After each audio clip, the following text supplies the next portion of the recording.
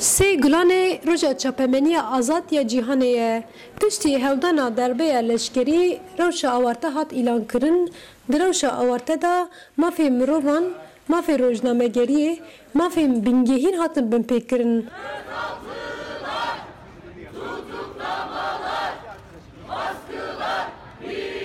دنوا سالکی ده گلک تلویزیون روژنامه آژانس نوچهان و کوار هاتن گرتن روجدا اوز که روژنامه‌گر شوجنه دبیجه آزادی چاپمنی نمایه او هداخ به دسپک دیروکا چاپمنی آزاد تبیر امروف جبر کو چاپمنی آزاد کرد دیروکا خدا به همان اریشا رو برو مایه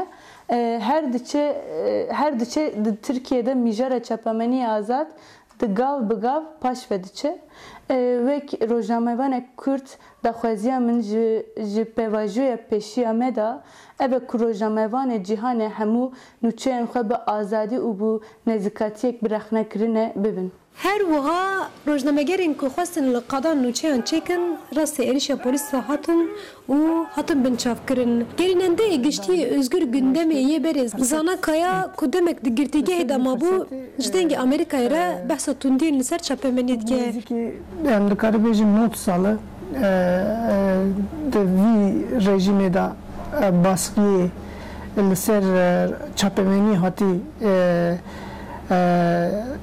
ew kirin hatî pêşkirtin giştikî nav salkî de uygulanmış kir. Yani nêzîkî işte em dikare bêjin neredeyse basın çapemenî giştik hatin girtin. Muhabir hatin girtin, televizyon hatin girtin.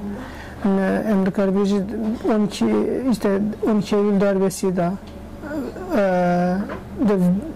Aksana evki gran ne bu? Yani baskı aksana gran tu ne bu? Sendikaya rojnamegerên Türkiye ji bo balî bikişinin li ser rojnamegerên girtî li qada Galatasaray Stenbolê çalekîl derxistin. Her wiha parlamenterê CHP Stenbolê Sezgin Tanrıkul ji axivî. Tanrıkul got ez 20 sal parêzerim lê min pêvajoyekî ew qastûn nedît. Wî got rojnamegerî mafekî sereke ye îro di şertên zor de têkirin.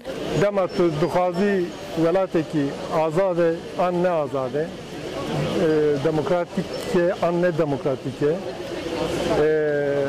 gelê ku wê welatê de jiyan dibin baş dikarin xwe bînin ziman yan nikarin xwe bînin ziman virda tu gerê binêrî rewşa çapemenî eger çapemenî dikare xwe baş bîne ziman eger çapemenî dikare tiştê ku dixewî min wana bîne ziman rehet bêtirs bê bandora devletê dikare xwe bîne ziman wê çaxê dikarî bêjî wê virda belê rast e demokrasî heye. Hêjayê gotinê ku tundiya li ser çapemenî roj bi roj zêde dibe û hejmara rojnamegerên girtî jî zêdetir bûne. Zozan Yaşar, dengê Amerîka, İstanbul.